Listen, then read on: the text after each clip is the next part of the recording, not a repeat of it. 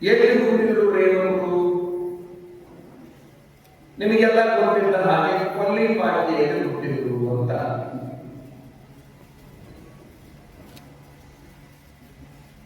ಯಾರು ಹುಟ್ಟಿದ್ರು, ಎಲ್ಲಿ ಹುಟ್ಟಿದ್ರು ಒಂದನೇ ಪ್ರಶ್ನೆ. ಯಾರು ಹುಟ್ಟಿದ್ರು ಅದು ಎರಡನೇ ಪ್ರಶ್ನೆ. ನಾವು ಯಾರು ಈ ಪ್ರಶ್ನೆಯನ್ನ ಹಾಕಿಕೊಳ್ಳೋದಿಲ್ಲ. ಯಾರು ಹುಟ್ಟಿದ್ರು ನಾವು? ಹೆಣ್ಮಕ್ಕಳು ಈ ಪ್ರಶ್ನೆ ಹಾಕೊಳ್ಳೋದಿಲ್ಲ, ಗಂಡಸರು ಈ ಪ್ರಶ್ನೆಯನ್ನು ಹಾಕೊಳ್ಳೋದಿಲ್ಲ. ನಾವು ಯಾರು ಹುಟ್ಟಿದ್ದೀವಿ ಅಂತ ನಮ್ಗೇನು ಗೊತ್ತೇ ಅಲ್ಲ. ಅವ್ವ ಅಪ್ಪ ಗೊತ್ತು, ಅವ್ರು ಹುಟ್ಟಿಸ್ಯಾರ ಅಂತ ಅವ್ರ ಮೇಲೆ ಹಾಕ್ಬೋದು.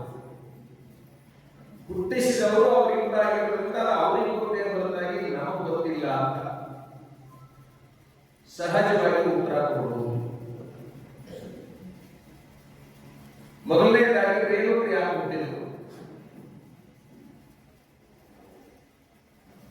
ಅದು ಒಬ್ಬ ಅನುಭವಿಗಳು ಹೇಳಿದ ವಿಚಾರ. ಸ್ವರ್ಗದಲ್ಲಿ ಎಲ್ಲರೂ ಸೇರಿಕೊಂಡಿದ್ರು, ಸ್ವರ್ಗದಲ್ಲಿ ಎಲ್ಲರೂ ಸೇರಿಕೊಂಡಿದ್ರು. ಇದು ಬಹುಶಃ ಪೌರಾಣಿಕ ಕಥೆ ಅಂತ ಅನ್ಕೊಂಡು ನಾವು. ಎಲ್ಲರೂ ಸೇರಿಕೊಂಡಂತಹ ಸಂದರ್ಭದಲ್ಲಿ ಶಿವ ಆಶ್ರಯ ಸಾನ್ನಿಧ್ಯವನ್ನು ವಹಿಸಿದ್ದ. ದೇವಾನುದೇವತೆಗಳು ಎಲ್ಲರೂ ಸೇರಿಕೊಂಡು ಅನಂತವಾಗಿ ಪ್ರಸಾದವನ್ನು ಮಾಡಿಕೊಂಡು ಕುಂತಿದ್ರು. ಎಲ್ಲರಿಗೂ ತಾಂಬೂಲವನ್ನು ಕೊಡಬೇಕಾಗಿತ್ತು. ತಾಂಬೂಲದ ಗೊತ್ತಾಗುತ್ತಲ್ಲ, ಎಲ್ಲರಿಗೂ ತಾಂಬೂಲವನ್ನು ಕೊಡಬೇಕಾಗಿತ್ತು. ಆ ತಾಂಬೂಲ ಕೊಡೋ ಕೆಲಸ ಯಾರಾಗಿತ್ತು ಅಂತಂದ್ರೆ ರೇಣುಕರದೇ ಆಗಿತ್ತು. ಸ್ವರ್ಗದಲ್ಲಿ ದೇವತೆಗಳಿಗೆ ಎಲೆ ಅಡಿಕೆ ಕೊಡುವಂತಹ ಕೆಲಸ, ಸುಣ್ಣ ಇತ್ಯಾದಿ ವಸ್ತುಗಳನ್ನು ಕೊಡುವ ಕೆಲಸ ಅದು ರೇಣುಕ ಭಗವತ್ಪಾದರದೇ ಆಗಿತ್ತು. ಆ ಎಲೆ ಅಡಿಕೆಯನ್ನು ಹಿಡ್ಕೊಂಡು ಹೋಗ್ಬೇಕಾದ್ರೆ ಒಬ್ಬರು ದಾರಿ ಕೂತಿದ್ರು, ಅವರು ಇವರು ದಾಟಿದ್ರು. ದಾರಿ ಕೂತವ್ರು ಯಾರಂದ್ರೆ ದಾರುಗಳು, ದಾರಿ ಒಳಗೆ ಕೂತವ್ರು ಯಾರು ಅಂದ್ರೆ ದಾರುಗಳು. ಆ ದಾರುಗಳನ್ನು ದಾಟಿ ರೇಣುಕರು ತಾಂಬೂಲವನ್ನು ದೇವತೆಗಳಿಗೆ ಹಂಚಲಿಕ್ಕೆ ಹೋದರು. ದಾರು ಬಹಳ ದೊಡ್ಡದು, ಅವರನ್ನು ದಾಟಿ ಬಿಟ್ಟರಲ್ಲ ಇವರು ರೇಣುಕರು ಅಂತೇಳಿ ಶಿವನಿಗೆ ಒಂದಿಷ್ಟು ಸಿಟ್ಟು ಬಂತು, ಪರಮಾತ್ಮನಿಗೆ ಸಿಟ್ಟು ಬಂತು. ಆ ಕೂಟ ಏನ್ ಹೇಳಿದ್ರಂತಂದ್ರೆ, ದಾರಿ ಒಳಗೆ ಕುಂತಿದ್ದು ಆತನ ತಪ್ಪು, ಆತನನ್ನು ದಾಟಿದ್ದು ನಿನ್ನ ತಪ್ಪು. ಈ ಸಣ್ಣ ಒಂದು ಪ್ರಮಾಣಕ್ಕಾಗಿ ನೀವಿಬ್ರು ಏನ್ ಕೆಲಸ ಮಾಡ್ಬೇಕಂದ್ರೆ ಭೂಲೋಕದಲ್ಲಿ ಹೋಗಿ ಧರ್ಮದ ಉದ್ಧಾರವನ್ನು ಮಾಡಿ ಬರಬೇಕು ಅನ್ನುವಂತಹ ಆದೇಶವನ್ನು ಅವರಿಬ್ಬರಿಗೂ ಮಾಡಿದರು. ಹಾಗಾಗಿ ಇವರಿಬ್ಬರು ಇಲ್ಲಿ ಹುಟ್ಟಿದರು ಅಂತಕ್ಕಂಥದ್ದನ್ನು ಒಂದು ನಾವು ಕೇಳಿದ್ವಿ. ಇರಲಿ, ಹಿಂದಿ ಒಳಗೊಂದು ಮಾತಿದೆ, ಬಹಳ ಸುಂದರವಾದ ವಿಚಾರ. बैठना हो तो वहां बैठो, कोई कहे न उठ. ಈ ಮಾತು ಎಷ್ಟು ಮಜಾ ಇಲ್ಲ? ನೀ ಕುಂದ್ರುವ ಹಾಗಿದ್ರೆ ಇಂತಲೇ ಕುಂದ್ರಬೇಕಲ್ಲ, ಯಾರು ನಿನಗೆ ಏನು ಬಂದಿರಬಾರದು. ಇದನ್ನ ಇಲ್ಲಿ ಎಷ್ಟ ನೆನಪಿಟ್ಕೊಂಡ್ರೆ ನೀವು ಬೀರ್ತನಕ್ಕೆ ಹೋದಾಗೂ ಸರಿ, ಮದುವೆಗೆ ಹೋದಾಗೂ ಸರಿ, ಸತ್ತಾಗ ಹೋದಾಗೂ ಸರಿ, ನಾಮಕರಣಕ್ಕೆ ಹೋದಾಗೂ ಸರಿ, ಸೀರೆ ಕಾರ್ಯಕ್ಕೆ ಹೋದಾಗೂ ಸರಿ, ಈ ಸ್ವಾಮಿಗಳು ಬಂದಲ್ಲಿ ಹೋದಾಗೂ ಸರಿ, ಎಲ್ಲಾದ್ರೂ ಹೋಗ್ರಿ, ಇಂತಹ ಜಾಗಗಳು ನೀವು ಕುಂದಿರ್ಬೇಕಲ್ಲ. ನೀ ಯಾಕೆ ಇಲ್ಲಿ ಕೂತಿದ್ದು, ನಿನ್ನ ಜಾಗ ಏನು ಮ್ಯಾಲ ಯಾರು ಅಂದಿರಬಾರದು. ಎಷ್ಟು ಚಲೋ ಇಲ್ಲ? बैठना हो तो वहां बैठो, कोई कहे न उठ. ನೀ ಕುಂದ್ರುವ ಹಾಗಿದ್ರೆ ಹಿಂದೆ ಕುಂದ್ರಬೇಕಲ್ಲ, ಯಾರು ಹೇಳು ಅಂದಿರಬಾರದು. ಆ ಜಾಗದಲ್ಲಿ ನೀ ಕುಂದ್ರಬೇಕು. ಹೆಚ್ಚಾಗಿ ನಾವೇನ್ ಮಾಡ್ತೀವಿ ಅಂತಂದ್ರೆ, ಯಾರ ಕುಂದ್ರು ಜಾಗದಾಗ ಹೋಗಿ ಕುಂದ್ಬಿಟ್ಟಿರ್ತೀವಿ ನಾವು. ಅಲ್ಲಿ ಕುಂದ್ರು ಹವ್ಯಾಸ ನಮಗೆ, ಅಲ್ಲಿ ಕುಂದ್ರು ಆಸೆ ನಮಗೆ. ಅಲ್ಲಿ ಕುಂದ್ರಬೇಕಾದ್ರೆ ನಮಗೊಂದಿಷ್ಟು ಅರ್ಹತೆ ಬೇಕು ಅಂತ ನಾವು ಎಂದೂ ವಿಚಾರ ಮಾಡಂಗಿಲ್ಲ. ಅವ ಕುಂದ ನಾನೇ ಕುಂದ್ರು, ಹಗಲೇ ಅವನ ಅಲ್ಲಿ ಕುಂದ್ರಬೇಕೇನು? ಇಂತಹ ಹುಚ್ಚು ಮಾತುಗಳು ನಮ್ಮಲ್ಲಿ ಬರ್ತಿರ್ತಾವ. ಅದಕ್ಕೆ ಮನುಷ್ಯನಿಗೆ ಒಬ್ಬ ನೀತಿಕಾರ ಎಷ್ಟು ಸುಂದರವಾಗಿ ಹೇಳ್ತಾನೆ, ಹೇ ಮನುಷ್ಯ, ನಿನಗೆ ಗೌರವ ಬರಬೇಕಾಗಿತ್ತು ಅಂದ್ರೆ, ನಿನಗೆ ಕಿಮ್ಮತ್ತು ಬರಬೇಕಾಗಿತ್ತು ಅಂತಂದ್ರೆ ನೀ ಎಂತಲ್ಲಿ ಕುಂದಿರ್ಬೇಕಪ್ಪ ಅಂತಂದ್ರೆ ಯಾವತ್ತೂ ಏಳು ಅಂದಿರಬಾರದು, ಅಂತಹ ಜಾಗದಲ್ಲಿ ಕುಂದು ಅಂತ. ಇನ್ನು ಮೇಲೆ ನೀವು ಏನು ಹುಡುಕಬೇಕು ಜಾಗ ಎಲ್ಲಿ ಹೋದ್ರೆ ಯಾವುದು ಏಳಂತ ಜಾಗ ಯಾವುದು ಅಂತ ಹುಡುಕಬೇಕೆ ಹೊರತಾಗಿ ಇಲ್ಲಿ ಚಲೋ ಜಾಗ ಯಾವುದು ಅಂತ ಯಾರು ಹುಡುಕ್ತಾರ, ಇಲ್ಲಿ ಚಲೋ ಜಾಗ ಯಾವುದು ಇದೆ ಅಂತ ಯಾರು ಹುಡುಕ್ಬೇಡಿ. ಯಾವ ಚಲೋ ಜಾಗ ಇದೆ ಹುಡುಕಾಕ ಹೋಗ್ತೀರಿ, ಅದರ ಬದಲು ಯಾವ ಏಳಂತಾದ ಜಾಗ ಯಾವುದು ಅಂತ ಸ್ವಲ್ಪ ನಿರ್ಣಯ ಮಾಡಿಕೊಂಡ್ರೆ ಒಳ್ಳೆಯದು. ಅವನು ಅಷ್ಟಕ್ಕೆ ಬಿಡೋದಿಲ್ಲ. खाना हो तो ऐसा खाओ पेट कहे न कुट कुट कुट. ತಿನ್ನೋ ಹಾಗಿದ್ರೆ ಹಿಂಗೆ ತಿನ್ನಬೇಕಲ್ಲ, ಹೊಟ್ಟಿ ಕುಟು ಕುಟು ಕುಟು ಕುಟು ಅಲ್ಲ, ಪಟ ಪಟ ಪಟ ಪಟ ಅಲ್ಲ, ಒಳ ಒಳ ಒಳ ಒಳ ಅಲ್ಲ. ಇವು ಅನ್ನೋದಾಗಿದ್ರೆ ಹಿಂಗೆ ಶಬ್ದ ಬರಲ್ಲ. ಬಟ್ಟೆ ಹೇ ಮನುಷ್ಯ, ತಿನ್ನೋ ಹಾಗಿದ್ರೆ ಇಂಥದ್ದು ತಿನ್ಬೇಕಲ್ಲ, ನಿನ್ನ ಹೊಟ್ಟೆ ಕೆಟ್ಟಿರಬಾರದು. ಯಾವುದನ್ನ ಹೊಟ್ಟೆ ಕೆಡಿಸುತ್ತಲ್ಲ ಅದನ್ನು ತಿನ್ನಕ್ಕೆ ಹೋಗ್ಬೇಡ. ಅವ್ರೇನಂತಾರಪ್ಪ ಅಂತಂದ್ರ, ತಿನ್ನುವ ಹಾಗಿದ್ರೆ ಹೊಟ್ಟೆ ಕೆಡಲಾರ್ದಂಗೆ ತಿನ್ನು. ಅನ್ನದ ಕಡೆಗೆ ಲಕ್ಷ್ಯ ಬೇಡ, ಹೊಟ್ಟೆ ಕಡೆಗೆ ಲಕ್ಷ್ಯ ಇರಲಿ.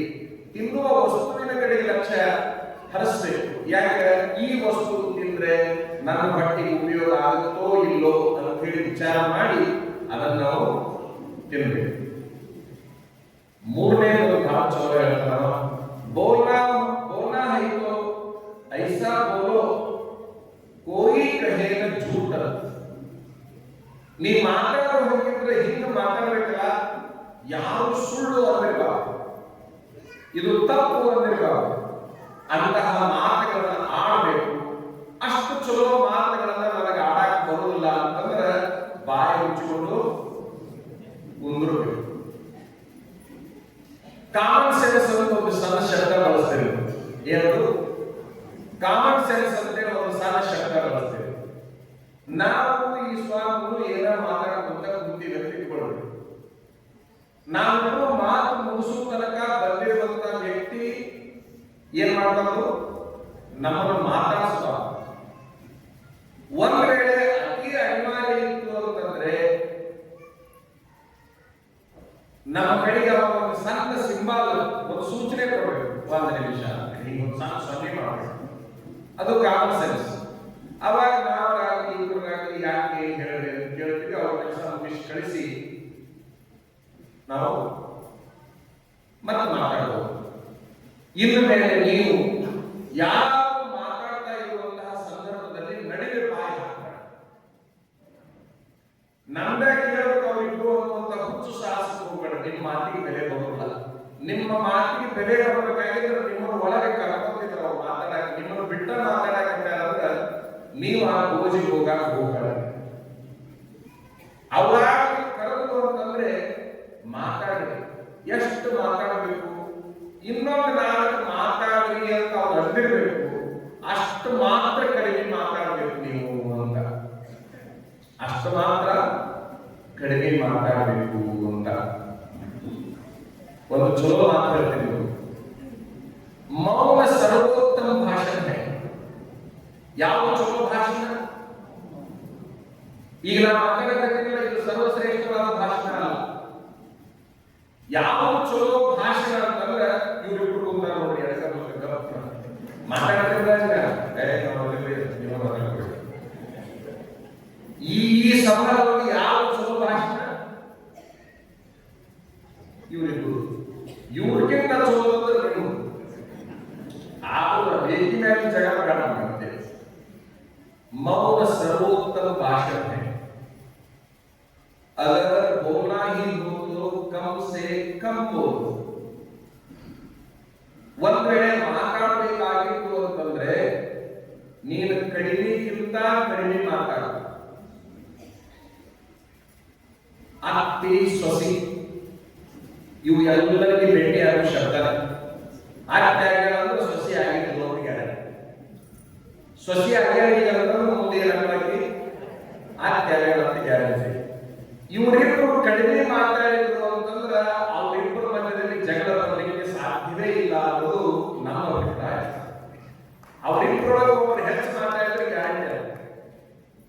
कम से कम बोलो, कठिन कितना कठिन पड़ता। एक शब्द से काम चल जाए तो दो न बोलो।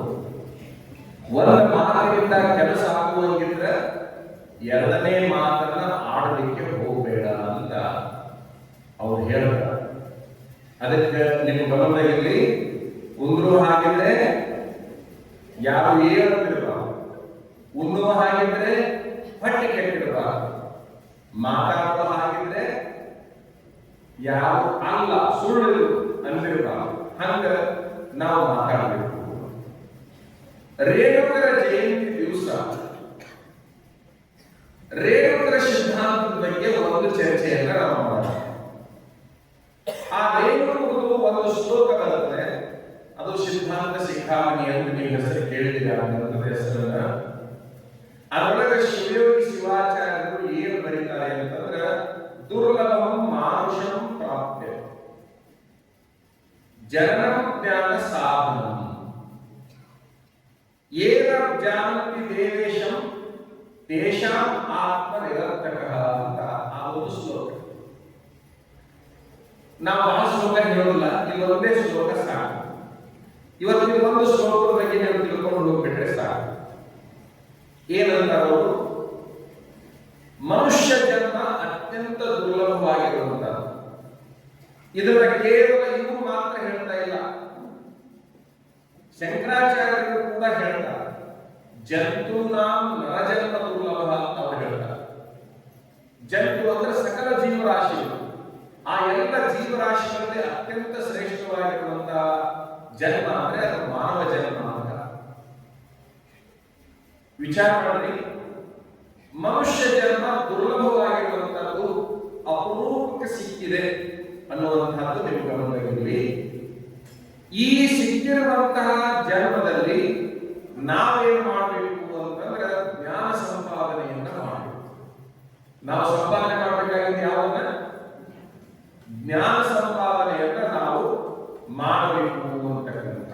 ಯಾವುದಕ್ಕಾಗಿ ನಾವು ಹುಟ್ಟಿ ಬಂದಿದ್ದೀವಿ ಅಂತಂದ್ರೆ ಜ್ಞಾನವನ್ನ ಸಂಪಾದನೆ ಮಾಡಲಿಕ್ಕಾಗಿ ಹುಟ್ಟಿ ಬಂದಿದ್ದೀವಿ. ಅದು ಹೆಣ್ಣಾಗಿರೋ ಹುಟ್ಟಿ, ಗಂಡಾಗಿರೋ ಹುಟ್ಟಿ, ನಾವು ಹುಟ್ಟಿದ ಅದರ ಸಲುವಾಗಿ ಜ್ಞಾನವನ್ನ ಸಂಗ್ರಹ ಮಾಡಲಿಕ್ಕಾಗಿ ನಾವು ಹುಟ್ಟಿದೀವಿ. ಈಗ ನೀವೆಲ್ಲರೂ ಇಲ್ಲಿ ಬಂದು ಕುಂತೀರಿ ಅಂತಂದ್ರೆ ಯಾವುದರ ಸಲುವಾಗಿ ಕುಂತೀರಿ ಅಂತಂದ್ರೆ ಒಂದಿಷ್ಟು ಏನಾದ್ರೂ ಜ್ಞಾನ ಸಿಕ್ಕಿಲ್ಲ ಅಂತ ಕುಂತೀರಿ ಅಂದ್ರೆ ನೀವು ಹುಟ್ಟಿ ಸಾರ್ಥಕ ಆಗಿದ್ದೀರಿ ಅಂತಕ್ಕಂಥದ್ದು ನಮ್ಮ ಭಾವ. ಯಾಕಂದ್ರೆ ಅದನ್ನು ಸಂಪಾದನೆ ಮಾಡಲಿಕ್ಕಾಗಿ ನೀವೆಲ್ಲ ಇಲ್ಲಿ ಕುಳಿತುಕೊಂಡಿದ್ದೀವಿ. ನಾವು ಕೇವಲ ಹುಟ್ಟಿದ್ದು ಸಾಯಲಿಕ್ಕಾಗಿ ಅಲ್ಲ, ಸಾಯೋದಕ್ಕೆ ಅಂತಂದ್ರೆ ಹುಟ್ಟಲಿಕ್ಕಾಗಿ ಅಲ್ಲ. ನಾವು ಎದಕ್ಕೆ ಹುಟ್ಟಿಲ್ಲ? ಸಾಯಕ್ಕಾಗಿ ಹುಟ್ಟಿಲ್ಲ. ಇನ್ನೊಂದು ನಿಮ್ಮ ಗಮನದಲ್ಲಿ, ಅಂತೂ ಒಂದನ್ನ ಸಂಪಾದನೆ ಮಾಡಬೇಕು ಜ್ಞಾನವನ್ನ, ಇನ್ನೊಂದನ್ನ ಅರಿತುಕೊಳ್ಳಬೇಕು ಅದು ಪರಮಾತ್ಮನನ್ನ. ಇದು ರೇಣುಕರ ಸಿದ್ಧಾಂತ. ನೀವು ಯಾರು ಜಯಂತಿ ಇರಲಿಲ್ಲ ಅವ್ರು ಏನ್ ಹೇಳ್ತಾರಪ್ಪ ಅಂತಂದ್ರೆ ಇಷ್ಟ ತಿಳಿಯಾಗಿಟ್ಕೊಳ್ರಿ. ಮನುಷ್ಯ ಜನ್ಮ ಹುಟ್ಟಿದ್ದು ಅಪರೂಪ. ಅವ ಯಾರು ಹುಟ್ಟಿದ್ದಾನೆ ಅಂತಂದ್ರೆ ಜ್ಞಾನ ಸಂಪಾದನೆಗೆ ಹುಟ್ಟಿದ್ದಾನೆ. ಪರಮಾತ್ಮನನ್ನ ಅರಿಯಬೇಕಾಗಿದೆ, ಕೇವಲ ಸಾಯಲಿಕ್ಕಾಗಿ ಹುಟ್ಟಿಲ್ಲ. ವಿಚಾರ ಇದನ್ನೇ ಅಲ್ಲಮ ಪ್ರಭುದೇವರು ತಮ್ಮ ವಚನದಲ್ಲಿ ಏನ್ ಹೇಳ್ತಾರೆ ಅಂದ್ರೆ ಬಹಳ ಸುಂದರವಾದ ವಚನ ಹೇಳ್ತಾರೆ. ಆ ವಚನ ನೀವು ಕೇಳಿರ್ತೀರಿ. ಯಾವುದು ಅಂತಂದ್ರೆ ಭೂಮಿ ನಿನ್ನದಲ್ಲ, ಹೇಮ ನಿನ್ನದಲ್ಲ, ಕಾಮಿನಿ ನಿನ್ನವಳಲ್ಲ, ನಿನ್ನ ಇವೆಲ್ಲವೂ ಜಗತ್ತಿನ ವಿಧಿ ನೋಡ, ನಿನ್ನದೆಂಬುದು ಜ್ಞಾನರತ್ನ, ಅಂತಪ್ಪ ಜ್ಞಾನರತ್ನವ ನೀನು ಅಲಂಕರಿಸಿದೆಯಾದರೆ ನಿನ್ನಂತ ಸೇರಿದಂತ ರಾಹು ಇಲ್ಲ ಗುಹೇಶ್ವರ. ಎಷ್ಟು ಚಲೋ ಇದೆ ವಚನ. ಒಂದು ಸ್ವಲ್ಪ ವಿಚಾರ ಮಾಡಿ. ನಾವು ನಿರಂತರ ಪ್ರಯತ್ನ ಮಾಡ್ತಾ ಇರೋದು ಭೂಮಿ ಗಳಿಸಬೇಕು ಅಂತ. ನಾವೆಲ್ಲರೂ ಯಾವುದಕ್ಕಾಗಿ ಬಡದಾಡ್ತಾ ಇಲ್ಲ ಅಂತಂದ್ರೆ ಪ್ಲಾಟ್ ತಗೋಬೇಕು, ಒಂದು ಹೊಲ ತಗೋಬೇಕು, ಹೀಗೆ ಬಡದಾಡ್ತಾ ಇದ್ದೀವಿ. ಅವ್ರು ಹೇಳ್ತಾರ ಭೂಮಿ ನಿನ್ನದಲ್ಲ. ಪರಮಾತ್ಮ ಎರಡೇ ಸಾರಿ ನಗ್ತಾನಂತೆ. ನಮಗೆ ಯಾವಾಗ ಬೇಕಾವಾಗ ನಗೋದಿಲ್ಲ, ಯಾವಾಗ ಬೇಕಾವಾಗ ಅಳೋದಿಲ್ಲ. ಅಳೋದೇ ಇಲ್ಲ, ಕೇವಲ ನಗೋದು ಮಾತ್ರ ಎರಡು ಸಾರಿ ನಗ್ತಾನಂತೆ. ಯಾವಾಗ ಅಂತಂದ್ರೆ ಈ ಹೊಲ ಹಂಚಿ ಹೋಗ್ತಿರ್ತಾರ ನೋಡ್ರಿ, 4 ಎಕರೆ ಇರೋದು 2 ಎಕರೆ ನಿನಗ 2 ಎಕರೆ ನನಗ ಅಂತೇಳಿ ಅವ್ನು ಅಳತಿ ಮಾಡಿ ಹಂಚಿ ಬರ್ತಿರ್ತಾರಲ್ಲ, ಆ ಟೈಮ್ನಾಗ ನಗ್ತಾನಂತ.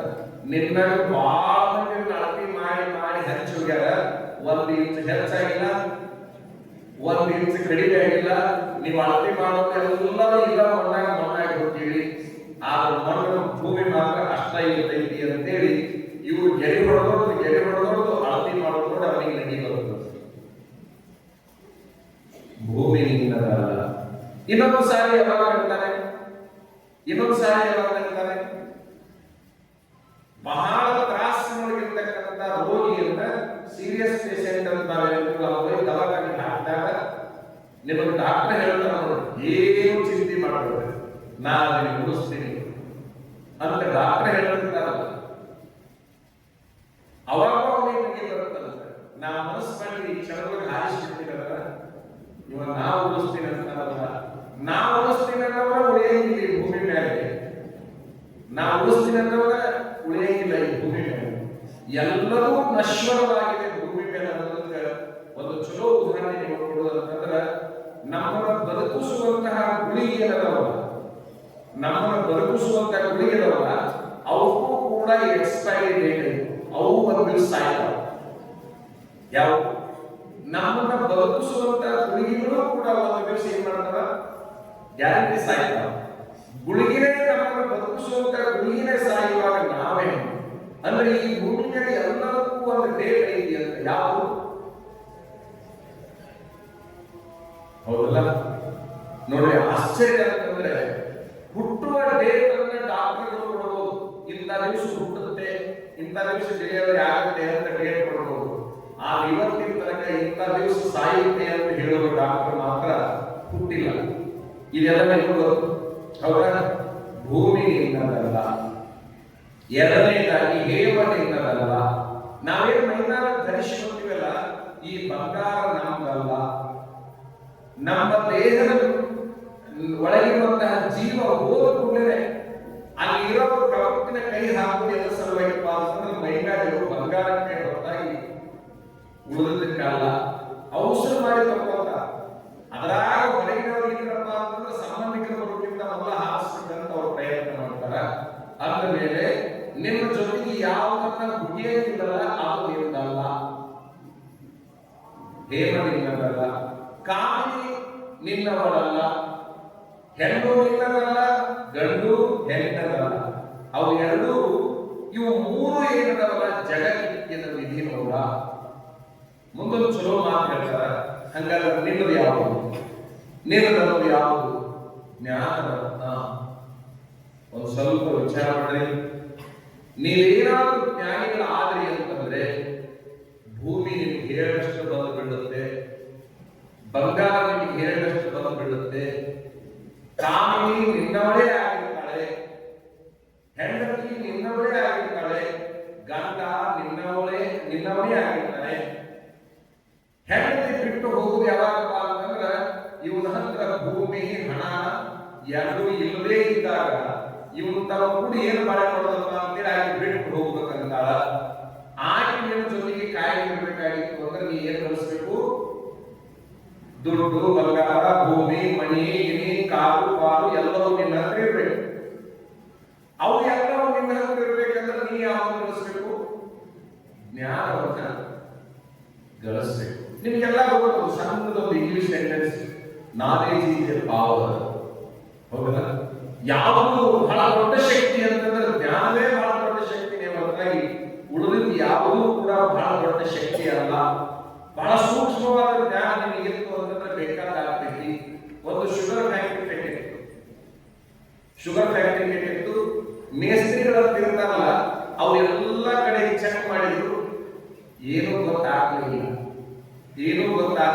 ಮೇಸ್ತ್ರಿಗಳ ಪಗಾರ ಎಷ್ಟು ಅಂತಂದ್ರೆ ದಿನಕ್ಕೆ 1,000. ಎಲ್ಲಿ ಕೆಟ್ಟ ರಿಪೇರಿ ಮಾಡಬೇಕು, ಫ್ಯಾಕ್ಟರಿ ಒಳಗೆ ಅವ್ರು ಕಾಯಬೇಕು, ಇಷ್ಟು ಗಂಟೆಯಿಂದ ಇಷ್ಟು ಗಂಟೆ ತನಕ ಕೆಲಸ ಮಾಡಬೇಕು, ಅವರಿಗೆ ದಿನಕ್ಕೆ 1,000, ತಿಂಗಳಿಗೆ 30,000. ಅವ್ರಿಗೆ ತಿಳಿದಿಲ್ಲ ಅಂತಂದ್ರೆ ಇಂಜಿನಿಯರ್ ಕರೆಸ್ಬೇಕು. ಇಂಜಿನಿಯರ್ ಎಷ್ಟು? ದಿನಕ್ಕೆ 5,000.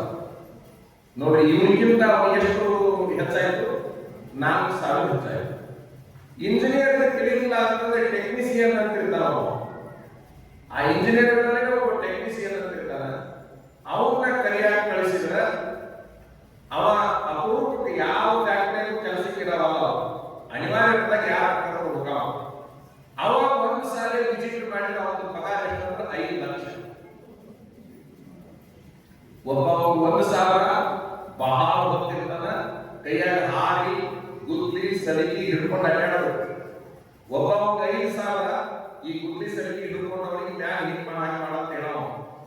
ಆಶ್ಚರ್ಯ ಅಂತಂದ್ರ ಅವ ಬಂದಿದ್ದಲ್ಲ ಶುಗರ್ ಫ್ಯಾಕ್ಟರಿ ಕೆಟ್ಟ. ಇವ್ರು ಯಾರಿಗೂ ರಿಪೇರಿ ಇಲ್ಲದಕ್ಕೆ 1,000 ಜನ ಕೆಲಸಗಾರರು ಸುಮ್ಮನೆ ಕೂತಿದ್ರಲ್ಲ, ಮಾಡಕ್ಕಾಗಲ್ಲ. ಅವ ಬಂದ ಒಂದು ಸುತ್ತ ಹಿಂಗ ಅಡ್ಡಾಡ್ದ. 7 ದಿವಸದಿಂದ ಫ್ಯಾಕ್ಟರಿ ಬಂದಾಗಿದೆ, ಚಲೋ ಮಾಡ್ಬೇಕು ಅಂದಾಗ ಒಂದು ಸುತ್ತ ಹಿಂಗ ಅಡ್ಡಾಡಿ ಒಬ್ಬ ಅವನ ಕರೆದ, ಯಾರನ್ನ ಕೆಲಸ ಮಾಡೋದು ಕರೆದ, ಸುತ್ತಿಗೆ ತಗೊಂಡು ಬಾಯಿ ಅಂತ. ಈ ಜಾಗಗಳು 3 ಸಾರಿ ಹೊಡೆಯಲ್ಲ. ಎಷ್ಟು ಸಾರಿ? 3 ಸಾರಿ ಹೊಡೆಯಲ್ಲ. 3 ಸಾರಿ ಹೊಡೆದ, ಚಲೋ ಮಾಡಿ ಅಂತ ಚಲೋ ಆಗಿದೆ. ಇವಂಗೆ ಎಷ್ಟು? 5 ಲಕ್ಷ. ಅವಾಗ ಬೆಳಗಿನಿಂದ ಸಾಯಂಕಾಲ ತನಕ ಹೊಡೆದ್ರು ನನಗೆ 1,000. ಇವ ಹೊಡೆಯಿಲ್ಲ ನನಗ ಹೊಡಿ ಅಂತ ಹೇಳಿ ಇಷ್ಟು ರೊಕ್ಕ ತಗೊಂಡು ಹೋಗಲ್ಲ. ಯಾವುದಕ್ಕೆ ಅದು ಅಷ್ಟು ರೊಕ್ಕ? ಜ್ಞಾನ.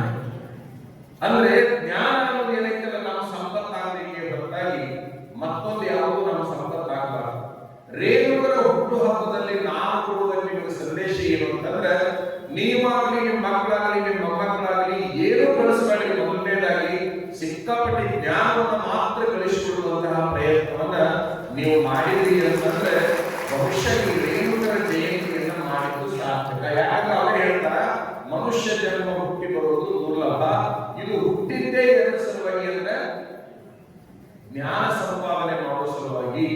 ಯಾಕ ನಮ್ಮನ್ನ ಎಲ್ಲರೂ ಕಸ್ಕೋಬಹುದು, ಆದ್ರೂ ಒಂದನ್ನ ಮಾತ್ರ ಕಸ್ಕೊಳ್ಳಿಕ್ಕೆ ಆಗುದಿಲ್ಲ, ನಮ್ಮೊಳಗೆ ಇರ್ತಕ್ಕಂತಹ ಬುದ್ಧಿಯನ್ನು. ಅದಕ್ಕೆ ಒಂದು ಸುಭಾಷಿತ ಶ್ಲೋಕ ಇದೆ, ನ ಚೋರ ಹಾರ್ಯಂ ನ ಚರಾಜ ಹಾರ್ಯಂ ನ ಭ್ರಾತೃ ಭಾರ್ಯಂ ನ ಜಹಾರಕಾರಿ ವ್ಯಯೇ ಕೃತೆ ವರ್ಧತೆ ಏವ ವಿದ್ಯಾಧನಂ ಸರ್ವಧನ ಪ್ರಧಾನಂ ಅಂತ. ವಿಚಾರ ಮಾಡಿ, ನೀವೇನು ಹೊರಗೆ ಕಾಣುವಂತದನ್ನ ಗಳಿಸಿರಲ್ಲ ಅದಕ್ಕೆಲ್ಲದಕ್ಕೂ ಪಾಲ್ಗಾರದ. ಅಂತಮಂದಿರ ಇರ್ಬೋದು, ಅವ್ವಾಪರ ಇರ್ಬೋದು, ಸರ್ಕಾರ ಟ್ಯಾಕ್ಸ್ ಕಟ್ಟಬೇಕಲ್ಲ ಆಧಾರ ಇರ್ಬೋದು, ಯಾರು ಪಾಲ್ದಾರಕ್ಕ ಒಂದಕ್ಕೂ ಮಾತ್ರ ಪಾಲ್ದಾರರಿಲ್ಲ. ನಿನ್ನ ತಲೆಯೊಳಗಿರ್ತಕ್ಕಂತಹ ಜ್ಞಾನಕ್ಕೆ ಯಾವುದನ್ನ ಯಾರು ಪಾಲ ಕೇಳಲಿಕ್ಕೆ ಸಾಧ್ಯವೇ ಇಲ್ಲ. ಅಂತಹ ಒಂದು ಜ್ಞಾನವನ್ನು ನೀನು ಸಂಪಾದನೆ ಮಾಡಬೇಕು ಅಂತ. ಆ ಜ್ಞಾನಕ್ಕೆ ಬಹಳ ದೊಡ್ಡ ತಾಕತ್ತು ಇರ್ತೈತಿ. ನಿಮ್ಗೆಲ್ಲ ಗೊತ್ತು, ಭೀಷ್ಮಾಚಾರ್ಯರು ಶರಪಂಜರದ ಮೇಲೆ ಮಲಗಿ ಪ್ರಾಣ ಬಿಡಬೇಕಾಗಿತ್ತು. ಭೀಷ್ಮಾಚಾರ್ಯ ಇಡೀ ಆ ಕೌರವರಿಗೆ ಪಾಂಡವರಿಗೆ ಮೋಸ್ಟ್ ಸೀನಿಯರ್, ದೊಡ್ಡ ಮನುಷ್ಯ. ಅವ ಇನ್ನೇನು ಸಾಯಕ್ಕೆ ತಯಾರಾಗಿಲ್ಲ, ಪ್ರಾಣ ಹೋಗ್ಬೇಕಾಗಿತ್ತು. ಒಂದು ಕಡೆ ಕುತ್ಕೊಂಡು ಕೃಷ್ಣ ಅಳಲಿಕ್ಕೆ ಪ್ರಾರಂಭ ಮಾಡಿದ. ಒಂದು ಮೂಲೆಯಲ್ಲಿ ಕುತ್ಕೊಂಡು ಬಹಳ ದುಃಖ ಅಳುವಾಗ ಅರ್ಜುನ ಅಲ್ಲಿ ಹೋಗ್ತಾನ. ಯಾಕೆ ಅಳಕತ್ತಿಪ್ಪ, ನಿನ್ನ ಕಣ್ಣಾಗ ನೀರೇ ಬಂದಿದ್ದಿಲ್ಲ, ನೀನ್ ಯಾಕೆ ಅಳಕತ್ತೀವಿ ಅಂತಂದ್ರೆ ಅವ ಹೇಳ್ತಾನ, ಭೀಷ್ಮಾಚಾರ್ಯರು ಸಾಯಕತ್ತಿರಲ್ಲ, ಅದಕ್ಕೆ ಅಳಕತ್ತೀನಿ, ದುಃಖ ಆಗಿದೆ. ಅಲ್ಲ, ಅವನ ಮಾಂಸ ಅವನು ಸಾಯಿಸೋದಿಲ್ಲ ಅಂತ ಎಷ್ಟು ಬೇಕಷ್ಟು ಬೇಡಿಕೊಂಡೆ ನೀವು. ಅದನ್ನೆಲ್ಲ ನೋಡೋಣ ಹೊಡೆಯಂತವ್ರು ನೀವು. ಈಗ ಹೋಗಿ ಹೋಗಿ ಅರ್ಕೋತಕ್ಕಂಥದ್ದು, ಒಂದು ಕಡೆಗೆ ಸಾಯಿಸ ಅಂತ ಹೇಳಿ ಇನ್ನೊಂದು ಕಡೆಗೆ ಅರ್ಕೋತಕ್ಕಂಥದ್ದು, ಇದು ಯಾವ ಹೇಳಿದ್ದಾರೋ ಆಶ್ಚರ್ಯ ಆಯ್ತು ಅವನಿಗೆ. ಒಂದು ಚಲೋ ಮಾತು ಹೇಳ್ತಾನೆ ಕೃಷ್ಣ, ಭೀಷ್ಮಾಚಾರ್ಯ ಸಾಯೋದಕ್ಕೆ ನನಗೆ ದುಃಖ ಆಗಿಲ್ಲ, ಆಗ ಅವನ ಹತ್ರ ಇರ್ತಕ್ಕಂಥ ಜ್ಞಾನ ಇನ್ಯಾರ ಹತ್ರನೂ ಇಲ್ಲ, ಅದು ಸತ್ರು ಹೋಗಿ ಬಿಡ್ತೈತಲ್ಲ ಅನ್ನುವಂತ ಈಗ ನನಗೆ ಅರಿವಾಗೈತಿ. ಅದರ ಸಲುವಾಗಿ ವಿಪರೀತ ದುಃಖ ಆಗೈತಿ ನನಗೆ ಅನ್ನುವಂತ ಮಾತನ್ನ ಕೃಷ್ಣ ಹೇಳ್ದ.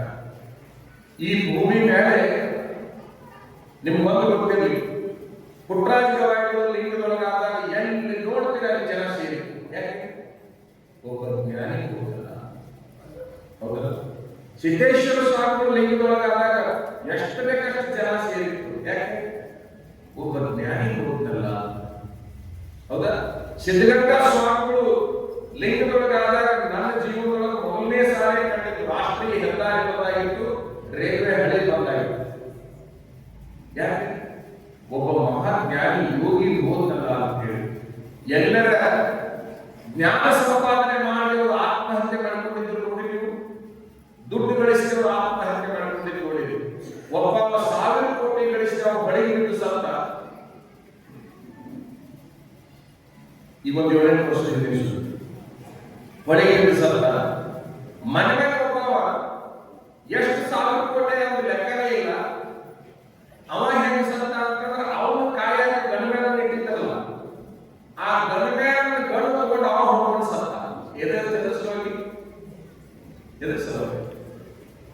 ದುಡ್ಡು.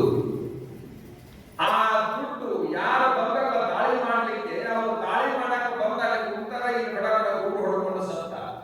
ಹಣ ಗಳಿಸಿದವರಿಗೆ ದುರ್ಮರಣ ಬಂದಿಗೆ ಹೊರತಾಗಿ ಜ್ಞಾನವನ್ನು ಸಂಪಾದನೆ ಮಾಡಿದವರಿಗೆ ದುರ್ಮರಣ ಬರಲಿಕ್ಕೆ ಸಾಧ್ಯವಿಲ್ಲ. ಫಲಾಫಲಗಳು ಸಾಯುವುದು. ಹೊಲದ ಹಂಚಿಕೆ ಬಂದಂತ ಸಂದರ್ಭದಲ್ಲಿ ಹೊಲದ ಹಂಚಿಕೆಯಲ್ಲಿ ಆತ್ಮಹತ್ಯೆ ಮಾಡಲಾತು, ಕೊಲೆ ಆತು, ನೀವು ಪೇಪರ್ ನೋಡ್ತೀರಿ. ಮನೆ ಹಂಚಿಕೆ ಒಳಗೆ ಕೊಲೆ ಆತು, ನೀವೆಲ್ಲ ನೋಡ್ತೀರಿ, ಹೌದಲ್ಲ? ಅಧಿಕಾರದ ಹಂಚಿಕೆಯಲ್ಲಿ ವ್ಯತ್ಯಾಸ ಬಂದು ಒಬ್ಬರಿಗೊಬ್ಬರು ಹೊಡೆದಾಟ ಸತ್ತರು, ನೀವೆಲ್ಲ ನೋಡ್ತೀರಿ. ರಾಮಾಯಣ ಆಗಿದ್ದ ಸಲುವಾಗಿ ಹೆಣ್ಣಿಗಾಗಿ, ಮಹಾಭಾರತ ಆಗಿದ್ದ ಸಲುವಾಗಿ ಮಣ್ಣಿಗಾಗಿ, ಹೆಣ್ಣಿಗಾಗಿ ಒಂದು ಯುದ್ಧ, ಮಣ್ಣಿಗಾಗಿ ಒಂದು ಯುದ್ಧ. ಆದರೆ ಜ್ಞಾನಕ್ಕಾಗಿ ಯಾರು ಕೂಡ ಈ ಭೂಮಿ ಮೇಲೆ ಇವತ್ತಿನ ತನಕ ಮಾಡಿಲ್ಲ. ರೇಣುಗಳು ಇಲ್ಲಿ ತನಕ ಉಳ್ಕೊಂಡಿದ್ದು ಯಾವುದರ ಸಲುವಾಗಿ ಅಂದ್ರೆ ಅವರು ಈ ರಾಷ್ಟ್ರಕ್ಕೆ ಜ್ಞಾನವನ್ನು ಬಿಟ್ಟು ಹೋದರು ಅಂತ ಮಾತ್ರ ಉಳ್ಕೊಂಡಾರೆ ಹೊರತಾಗಿ ಮತ್ಯಾವ ಕಾರಣಕ್ಕೂ ಉಳ್ಕೊಂಡಿಲ್ಲ. ಬಸವಣ್ಣ ಉಳಿದಿಲ್ಲ, ರೇಣುಗಳು ಉಳಿದಿಲ್ಲ. ಅವರು ಬಿತ್ತಿರುವಂತಹ ಜ್ಞಾನ ಏನೈತಲ್ಲ ಅದು ಮಾತ್ರ ಅವರ ಆಸ್ತಿ ಆಯಿತು, ಅದು ಮಾತ್ರ ನಮಗೆ ಆಸ್ತಿ ಆಯಿತು ಅಂತಕ್ಕಂಥದ್ದು. ಆ ಕಾರಣಕ್ಕಾಗಿ ಅವರೆಲ್ಲ ಉಳ್ಕೊಂಡಿದ್ದಾರೆ. ಈ ರೇಣುಗಳು ಮುಂದೊಬ್ಬ ಕಾಳ ಚಲೋ ಮಾತು ಏನ್ ಹೇಳ್ತಾರಪ್ಪ ಅಂತಂದ್ರ, ಹೇ ಮನುಷ್ಯ, ನಿನಗೆ ಯಾವಾಗಾದ್ರೂ ಹಿತ ಆಗ್ತೈತಿ ಅಂತಂದ್ರೆ, ನಿನಗೆ ಯಾವಾಗಾದ್ರೂ ಹಿತ ಅನಿಸುತ್ತೆ ಅಂತಂದ್ರೆ ಅದು ನಿನಗೊಬ್ಬಗ ಬೇಡ, ಎಲ್ಲರಿಗೂ ಆಗ್ಲಿ ಅಂತ ಬಯಸು. ಎಷ್ಟು ಚಲೋ ಮಾತಿಲ್ಲ? ನಿಮಗೆ ಬಹಳ ಖುಷಿ ಆಗತ್ತೆ ಅಂತ ಇಟ್ಕೊಳ್ಳಿ. ನಿಮಗೆ ಅಷ್ಟ ಬೇಕು ಅಂತ ಅನ್ಕೋಬೇಡ್ರಿ. ಮನುಷ್ಯರಾಗಿ ಹುಟ್ಟಿದ ಮೇಲೆ ನಿಮಗೆ ಅಷ್ಟ ಇರಬಾರ್ದು. ನೀವು ಯಾವುದರಿಂದ ಖುಷಿ ಪಡಾಕತ್ತೀಯೋ ಅದು ಎಲ್ಲರಿಗೂ ಆಗ್ಲಿ ಅಂತ ಬಯಸು. ಒಂದು ವೇಳೆ ಯಾರಿಗಾದ್ರೂ ದುಃಖ ಆಗಕತ್ತೈತಿ ಅಂತಂದ್ರೆ, ರೇಣುಕರ ಸಿದ್ಧಾಂತದ ಎಷ್ಟು ಚಲೋ ನೋಡಿ, ಯಾರಿಗಾದ್ರೂ ದುಃಖ ಆಗಕತ್ತೈತಿ ಅಂತಂದ್ರ ಅದು ನಿನಗೂ ಆಗಬಾರ್ದು, ಅವ್ರಿಗೂ ಆಗಬಾರ್ದು, ಜಗತ್ತಿನೊಳಗೆ ಯಾರಿಗೂ ಆಗಬಾರ್ದು ಅಂತ ನೀವು ಮನಸ್ಸಿನಲ್ಲಿ ನೀವು ಅನ್ಕೋಬೇಕು. ಎಷ್ಟು ಚಲೋ ವಿಚಾರಗಳಿಲ್ಲ, ಬಹಳ ಸೂಕ್ಷ್ಮವಾದ ವಿಚಾರಗಳಿಲ್ಲ. ದುಃಖ ಯಾರಿಗೂ ಬೇಡ, ಸುಖ ಮಾತ್ರ ಎಲ್ಲರಿಗೂ ಸಿಗ್ಲಿ. ಒಂದ್ ಸ್ವಲ್ಪ ನೀವು ಅನ್ಕೋರಿ. ನೀವೀಗ ಅನ್ಕೊಂಡ್ರಿ ಅಂತಂದ್ರೆ ಮೊದಲನೇದಾಗಿ ನಿಮ್ಗೆ BP ಹೆಚ್ಚಾಗಲ್ಲ,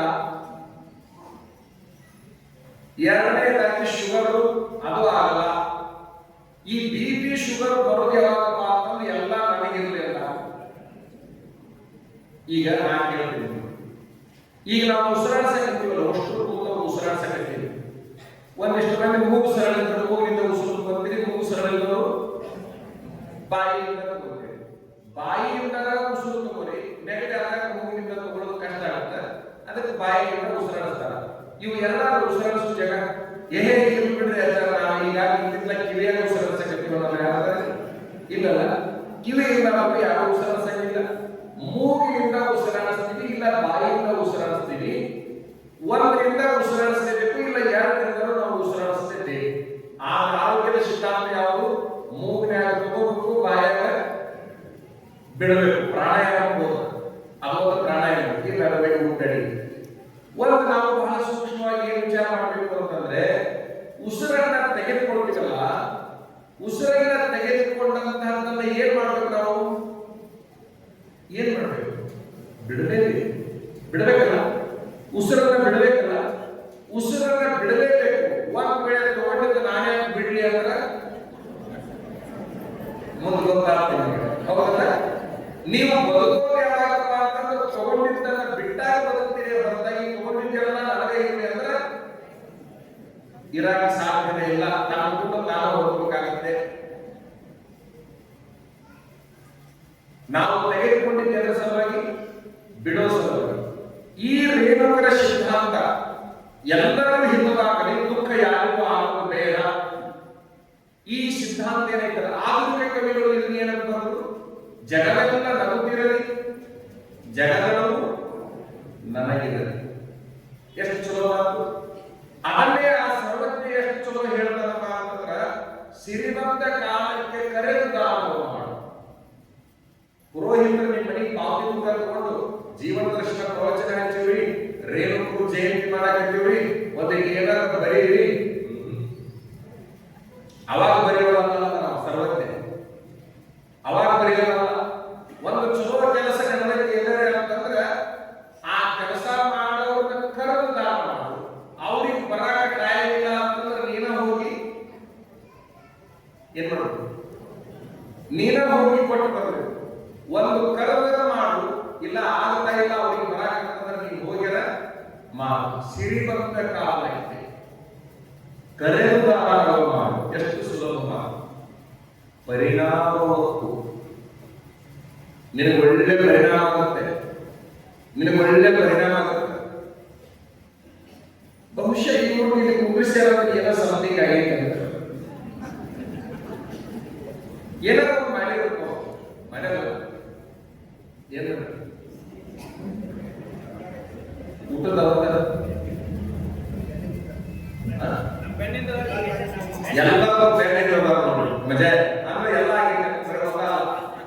ಅವ್ರು ಏನ್ ಏನಾಗ್ತಾರೆ ಅಂತಂದ್ರೆ ನಾವು ಇಲ್ಲದಾಗ ಏನ್ ಬರೋದು ನಾನು ನೋಡ್ಕೋತೀನಿ ಅನ್ನೋದಕ್ಕೆ ಈ ಮ್ಯಾಲ ಕುಂದಿಸ್ಯಾರ. ಇಲ್ಲಿ ಮ್ಯಾಲ ಕುಂತಿದ್ದು ನೋಡಿ ಅವನೇ ನಾನು ಕುಂದಿಸಿದ್ರಿ ಅನ್ನೋರು ಯಾವ ಹುಟ್ಕೊಂಡ್ರು ತಿಳ್ಕೊಡ್ರಿ. ನೀವು ಬೆನ್ನಿಂದ ಇಲ್ಲ, ನೀವು ಬೆನ್ನಿಂದ ಇಲ್ಲ, ಅದಕ್ಕೆ ನಿಮ್ಮನ್ನ ಇಲ್ಲಿ ಕುಂದ್ರಿಸಿಲ್ಲ. ಈಗ ಒಬ್ಬೊಬ್ಬರಿಗೆ ಕರೆದು ಮಹಾದಾನಿಗಳು ಅಂತೇಳಿ ಸನ್ಮಾನ ಮಾಡ್ತಿರ್ತಾರೆ, ಊಟ ಹಾಕ್ಸಿ ಮಂದಿಗೆ ಅಂತೇಳಿ ಅದಕ್ಕೆ ಸನ್ಮಾನ ಮಾಡ್ತಿರ್ತಾರೆ. ನಿಮ್ಗೆ ಇಷ್ಟ ಗೊತ್ತಿರಲಿ, ಯಾರಿಗೆ ಕುರ್ಚಿಗಳು, ಸನ್ಮಾನಗಳು, ಹೊಗಳಿಕೆಗಳು ಎಲ್ಲವೂ ಸಿಗ್ತಾವಂದ್ರೆ ಕರೆದು ದಾನ ಮಾಡಿದವರಿಗೆ ಸಿಗ್ತಿರ್ತಾವ. ಈಗ ಉದಾಹರಣೆಗಾಗಿ ಹೇಳೋದು ಅಂತಂದ್ರೆ, ನಿಮ್ಮ ಮನೆಯೊಳಗೆ 4 ಆಕಳದಾವ, 2 ಹಿಂಡದಾವ, 2 ಹಿಂಡದ್ ಬಿಟ್ಟಾವ, ಅಥವಾ ಕಟ್ಕೊಂಡೇ ಇಲ್ಲ, ಅವು ಯಾರು ಕಟ್ಕೊಂಡಿಲ್ಲ. ತಿಂಡಿ ಯಾವ ತಿಂತೀರಿ ನೀವು? ಯಾವ 4 ಪೈಕಿ 2 ಹಿಂಡ್ತಾವು, 2 ಹಿಂಡಂಗಿಲ್ಲ. ತಿಂಡಿ ಕಲಿಸಿ ಯಾವ ತಿಂತೀರಿ? ಯಾವ ಹಿಂಡ್ತಾವ ಅವಕ್ಕ ತಿಂಡಿ ಇರ್ತೀರ ಹೊರತಾಗಿ ಹಿಂಡಲಾಗ ತಿಂಡಿ ಇರಂಗಿಲ್ಲ. ಹ್ಯಾಂಗ ದನದ ಮನೆಯೊಳಗ ಹಿಂದೂಕು ಮಾತ್ರ ತಿಂಡಿ ಇಟ್ಟಿರ್ತಾರ, ಹಂಗ ಸಭೆ ಸಮಾರಂಭದೊಳಗೆ ಯಾವ ಮ್ಯಾಲ ಕುಳಿಸ್ತಾರ, ಯಾವ ಹೊರತಾರ ಮಾತ್ರ ಒಂದು ಸ್ವಲ್ಪ ತಿಂಡಿ ಇಡುವಷ್ಟು ಮಟ್ಟಿಗೆ ಕೆಲಸ ಮಾಡ್ಯಾರ.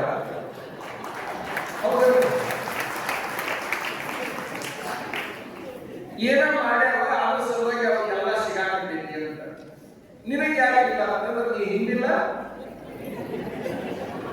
ಮುಂದೆ ನೀವ ಹೇಳ್ತಾ ಇದ್ರು ನೀ ಹಿಂದಿಲ್ಲ, ತಿಂದಿಲ್ಲ. ಮುಂದೆ ಏನೋ 11 ದಿವಸ ಮಾಡ್ತಾರಂತ ಅವಾಗ ಹಿಂಡ್ರಿ,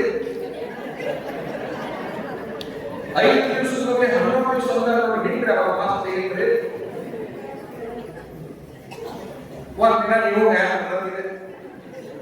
ಕರೆದು ಪೂಜ್ಯ ಜಗದ್ಗುರು ರೇಣುಕಾಚಾರ್ಯ ಜಯಂತ್ಯೋತ್ಸವದ ಮಂಗಲ ಸಮಾರಂಭದಲ್ಲಿ ವಿರಾಜಮಾನರಾಗಿರುವಂತಹ ಶ್ರೀ ಶತಸ್ಥಲ ಸಿದ್ದೇಶ್ವರ ಶಿವಾಚಾರ್ಯ ಮಹಾಸ್ವಾಮಿಗಳವರಲ್ಲಿ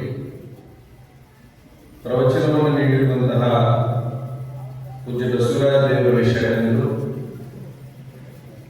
ಅಧ್ಯಕ್ಷತೆಯನ್ನು ವಹಿಸಿರುವಂತಹ ಸಾತ್ವಿಕರಾದ ಶ್ರೀ ವೇದಕೋಟಿ ಶಶಿಧರ ಸ್ವಾಮಿಗಳು ಹಿರೇಮಠವರೇ, ಶ್ರೀ ಸೋಮಶೇಖರಯ್ಯ ಹಿರೇಮಠವರೇ, ಕಲಾವಿದರೇ, ಎಲ್ಲ ಮಹಾಜನಗಳೇ, ಮಾತೆಯರೇ, ಈ ಕಾರ್ಯಕ್ರಮವನ್ನು ಸುಂದರವಾಗಿ ಆಯೋಜನೆ ಮಾಡಿರುವಂತಹ ಬೆಳಗಾವಿ ಜಿಲ್ಲೆಯ ಎಲ್ಲ ಪುರೋಹಿತರೇ, ವರದಿಗಾರರು,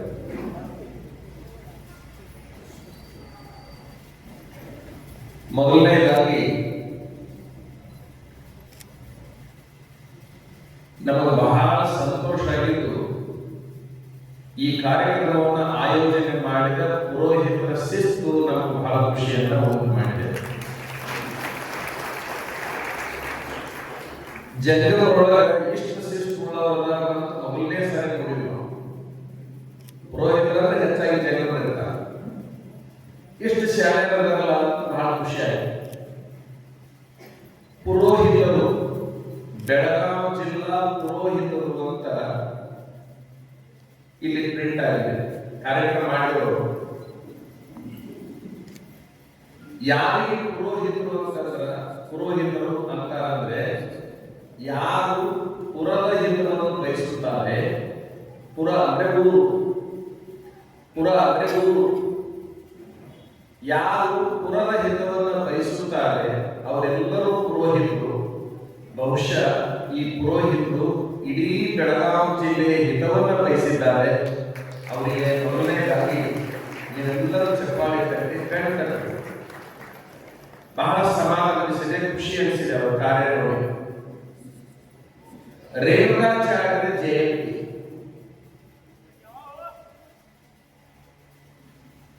ಬಹಳ ವರ್ಷಗಳ ಹಿಂದೆ ರೇಣುಕಾಚಾರ್ಯರ ಜಯಂತಿ ಹೋಗಿದ್ವಿ ನಾವು. ಇತ್ತಿತ್ತಲಾಗಿ ಹೋಗಿರ್ಲಿಲ್ಲ. ಯಾರು ಹೋಗಿರ್ಲಿಲ್ಲ ಅಂತಂದ್ರ ಅಲ್ಲಿ ಜನ ಬಹಳ ಕಡಿಮೆ ಇರ್ತಾರ ಅಂತ ಹೋಗಿರ್ಲಿಲ್ಲ. ಒಂದು ಸಾಲ ನಾವು ಕಾರ್ಯಕ್ರಮ ಬಂದು ನೋಡ್ರಿ ಅಂತ ಇವರು ಪುರೋಹಿತರು ಹೇಳಿದ್ರು. ಆಯ್ತು, ಹೋದ ವರ್ಷ ಕರೆದಿದ್ರು, ಆಚೆ ವರ್ಷ ಕರೆದಿದ್ರು. ವರ್ಷ ಸಿಗುವಂತ ಸಮಯ ಅಂತ ಹೇಳಿ ಈ ಸಾಲ ಅವರು ಬಹಳ ಬೇಗ ನಮ್ಮನ್ನ ಸಂಪರ್ಕ ಮಾಡಿದ್ರು. ಅನಿವಾರ್ಯವಾಗಿ ಅವರಿಗೆ ಈ ಸಮಯವನ್ನು ಕೊಟ್ಟಿವಿ. ಇನ್ನು ಮೇಲೆ ರೇಣುಕಾಚಾರ್ಯರ ಜಯಂತಿಗೆ ಹೋಗಡ್ಡಿ ಇಲ್ಲ, ಇಂಥವ್ರು ಹಿರಿಯರನ್ನ ಮಾಡಿದ್ರು ಹೋಗಡ್ಡಿ ಇಲ್ಲ ಅಂತ ನಮ್ಮ ಮನಸ್ಸಿಗೆ ಬಂದಿದೆ.